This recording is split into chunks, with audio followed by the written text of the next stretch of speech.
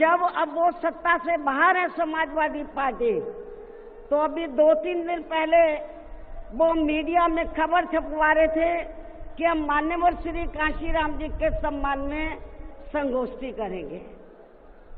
लेकिन जब वो सरकार में रहते हैं तो ना उन्हें पीडीए याद आता है और ना मान्यवर श्री कांशीराम जी की जयंती। आज 9 अक्टूबर 2025 को लखनऊ के मान्यवर कांशीराम स्मारक स्थल पर एक ऐतिहासिक रैली हो रही है। लंबे समय बाद बसपा सुप्रीमो मायावती ने इतनी बड़ी रैली का आयोजन किया है। कांशीराम जी के परिनिर्वाण दिवस पर यह सिर्फ एक श्रद्धांजलि सभा नहीं, बल्कि 2027 के विधानसभा चुनाव की तैयारी का शंखनाद है। आज के इस वीडियो में हम जानेंगे कि कांशीराम के परिनिर्वाण दिवस पर आयोजित इस विशाल रैली के बारे में। दशकों से राजनीति में खामोश क्यों है मायावती, और दलित वोट बैंक की वर्तमान स्थिति क्या है, और बसपा के सामने आने वाली चुनौतियों के बारे में भी बात करेंगे। मेरा नाम है ऋषि कुमार और आप हमें रावली न्यूज के सोशल मीडिया प्लेटफॉर्म पर देख रहे हैं। दोस्तों, पहले बात करते हैं आज की इस ऐतिहासिक रैली की। 9 अक्टूबर को बसपा संस्थापक मान्यवर कांशीराम जी की पुण्यतिथि है। 2006 में इनका निधन हुआ था और तब से हर साल ये दिन बहुजन समाज पार्टी के लिए बेहद खास रहा है। लेकिन इस बार की रैली में कुछ खास बात है। सबसे पहली बात यह है कि 2021 के बाद मायावती जी की पहली बड़ी जनसभा है। करीब 4 साल बाद वो इतने बड़े पैमाने पर जनता के बीच में आई हुई है। दूसरी बात यह है कि बसपा का दावा है कि इस रैली में 5 से 10 लाख कार्यकर्ता और समर्थक शामिल होंगे। तीसरी बात यह है कि मायावती के साथ मंच पर आनंद कुमार और आकाश आनंद भी मौजूद हैं। वो पार्टी में नई पीढ़ी के उभार का संकेत है। चौथी बात यह है कि यह रैली सिर्फ श्रद्धांजलि नहीं है, बल्कि 2027 के विधानसभा चुनाव की तैयारी का पूरा आगाज है। मायावती यहां से अपनी वापसी का ऐलान करना चाहती हैं। अब समझते हैं कि कांशीराम जी कौन थे और क्यों उनकी विरासत आज भी प्रासंगिक है। चंद्रशेखर रावण जो है आज भी कांशीराम की विरासत को आगे बढ़ाने का दावा भी करते हैं। मान्यवर कांशीराम का जन्म 15 मार्च 2034 को पंजाब के रोपड़ जिले में हुआ था।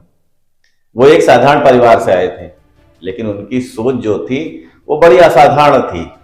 1960 और 70 के दशक में जब वो पुणे में सरकारी नौकरी कर रहे थे, तब उन्होंने दलितों और पिछड़ों के साथ हो रहे भेदभाव को बहुत करीब से देखा था। उन्होंने नौकरी छोड़ दी और सामाजिक न्याय के आंदोलन में पूरी तरह से कूद पड़े। उन्होंने 1978 में सबसे पहले बामसेप की स्थापना की। 1981 में उन्होंने एक संगठन बनाया जिसका नाम रखा DS4, और अब 14 अप्रैल 1984 को डॉक्टर अंबेडकर के जयंती के दिन उन्होंने एक नई पार्टी बहुजन समाज पार्टी की नींव रख दी। उनका नारा था कि जिसकी जितनी संख्या भारी उसकी उतनी हिस्सेदारी। 1989 में बसपा पहली बार लोकसभा में पहुंची।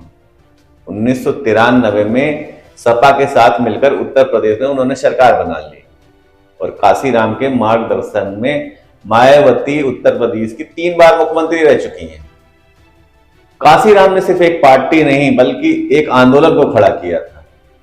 उन्होंने दलितों की राजनीतिक चेतना दी और बहुजन समाज की अवधारणा को जन जन तक पहुंचाया था। अब आते हैं मुख्य सवाल पर कि आखिर मायावती दशकों से राजनीति में इतनी खामोश क्यों है।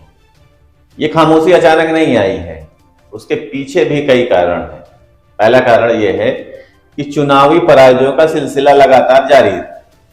2007 में बसपा ने पूर्ण बहुमत की सरकार बनाई थी, 206 सीटें और 30% वोट शेयर लेकर। लेकिन उसके बाद 2012 में बसपा को सिर्फ 80 सीटें आई। 2014 के चुनाव में, जो लोकसभा का चुनाव था, उसमें उनको एक भी सीट हासिल नहीं हुई, और उसके बाद में 2017 में सिर्फ 19 सीटें आई। उसके बाद 2019 का जब चुनाव आया तो सपा के साथ उनका गठबंधन हुआ, जिसमें उनको 10 सीटें मिली। 2022 में फिर 1 सीट, और 2024 में उनका खाता भी नहीं खुला है। दूसरा कारण यह है कि मायावती की जमीनी राजनीति से दूरी बढ़ गई। अब वो पहले की तरह रैलियां या आंदोलनों में सक्रिय नहीं दिखती। उनकी राजनीतिक उपस्थिति सिर्फ ट्वीट और बयानों तक ही सीमित रह गई है। तीसरा सबसे बड़ा कारण यह है कि सोशल इंजीनियरिंग की विफलता। 2007 में उनका दलित ब्राह्मण गठजोड़ सफल रहा है, लेकिन उसके बाद में सवर्ण वोट जो है भाजपा के साथ चले गए और दलित वोट भी उनका बिखर गया है। चौथा सबसे बड़ा कारण यह है कि नई दलित आवाजों का भी उभार हुआ है इस समय, जिसमें भीम आर्मी के चंद्रशेखर आजाद और अन्य युवा नेता अब बसपा के पारंपरिक वोट बैंक में सेंध लगा रहे हैं। पांचवा सबसे बड़ा कारण यह है कि संगठन की कमजोरी और पुराने नेताओं का मोह भंग होना। छठा सबसे बड़ा कारण यह है कि असफल गठबंधन नीति। 2019 का सपा बसपा गठबंधन इसका सबसे बड़ा उदाहरण है। अब बात करते हैं दलित वोट बैंक की वर्तमान स्थिति की, जो इस समय के हालात बने हुए हैं।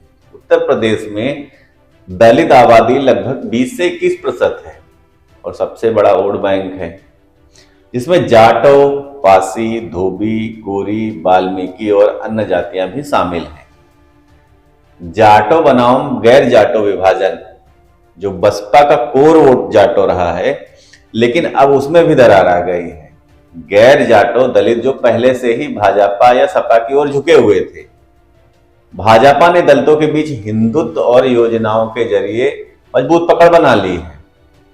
वहीं अखिलेश यादव ने दलित चेहरों को आगे बढ़ाया है, जिससे युवा जो है दलित सपा की ओर झुके हुए हैं। चंद्रशेखर रावण का भी राजनीति में जो पदार्पण हुआ है, उनकी राजनीति ने दलित युवाओं को एक नई चेतना दी है। भले ही उनके चुनावी नतीजे कमजोर रहे हों, लेकिन उन्होंने एक राजनीतिक चेतना तो दी ही है। 2019 में बसपा सपा गठबंधन को 38% वोट मिले हुए थे, लेकिन 2024 में बसपा का वोट शेयर गिरकर मात्र 9 से 10% ही रह गया है। अब बात करते हैं कि उन चुनौतियों की जो बसपा के सामने मुंह बाए हुए खड़ी हुई है।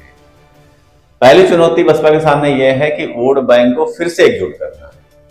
जाटो और गैर जाटो के बीच की खाई को पाटना बहुत जरूरी है, जो मायावती को और उनकी पार्टी को करना ही पड़ेगा अगर उनको 2027 की राजनीति में अपना फिर से पैर जमाना है। तो दूसरा यह है कि युवाओं को जोड़ना पड़ेगा। सोशल मीडिया और नई पीढ़ी के बीच बसपा की उपस्थिति बिल्कुल नगण्य या कमजोर ही है, उनको जगाना पड़ेगा। दूसरा यह है कि नेतृत्व में जो ताजगी है वो लाना पड़ेगा। आकाश आनंद को आगे लाया जा रहा है, लेकिन उन्हें जनता में स्वीकृति भी चाहिए। उनके जैसे कई नेताओं को बसपा में लाना चाहिए, जिससे वो सामाजिक रूप से लोगों के सामने आए और अपने बयानों को दें। चौथा है संगठन को फिर से खड़ा करना। बूथ स्तर तक कार्यकर्ताओं को बहुजन समाज पार्टी को फिर से खड़ा करना पड़ेगा। और पांचवा यह है कि भाजपा और सपा दोनों से ही मुकाबला है उनका। एक ओर हिंदुत्व है और दूसरी ओर पिछड़ा दलित का समीकरण पीडीए है। बसपा को अपनी अलग पहचान बनानी होगी, एक नए कलेवर में भारतीय राजनीति में आना होगा। छठवां यह है कि सामाजिक न्याय और आर्थिक मुद्दे, अब सिर्फ पहचान की राजनीति नहीं है, अब जो है मुद्दे हैं मार्केट में। रोजगार, शिक्षा और विकास के मुद्दों पर भी बात करनी होगी। लोगों को, युवाओं को जोड़ने के लिए इन सवालों को भी आपको उठाना पड़ेगा। अब सवाल यह है कि क्या मायावती 2027 में वापसी कर सकती हैं? आज की ये जो विशाल रैली है, मायावती के लिए नई शुरुआत है। संकेत साफ है कि वो चुप नहीं रहेंगी। उन्होंने 2027 के चुनाव को लेकर ये एक विशाल रैली की है, उसको लेके भीड़ इकट्ठा की गई है। राजनीतिक विश्लेषकों का कहना है कि मायावती के सामने एक लंबा रास्ता है, केवल रैलियों से फर्क नहीं पड़ता है। उन्हें लगातार जनता के बीच में रहना होगा और मुद्दों पर मजबूती से बोलना होगा। उनकी जो खामोशी है वो भारतीय राजनीति में उनको हाशिए पे ले गई है। आपको क्या लगता है, क्या मायावती 2027 में वापसी कर पाएंगी? हमें कमेंट्स में जरूर बताइएगा। और दूसरा, इस रैली का आपके हिसाब से क्या असर होगा उत्तर प्रदेश की राजनीति में, हमें कमेंट्स करके जरूर बताइएगा। तब तक के लिए जय हिंद, जय भारत, जय भीम।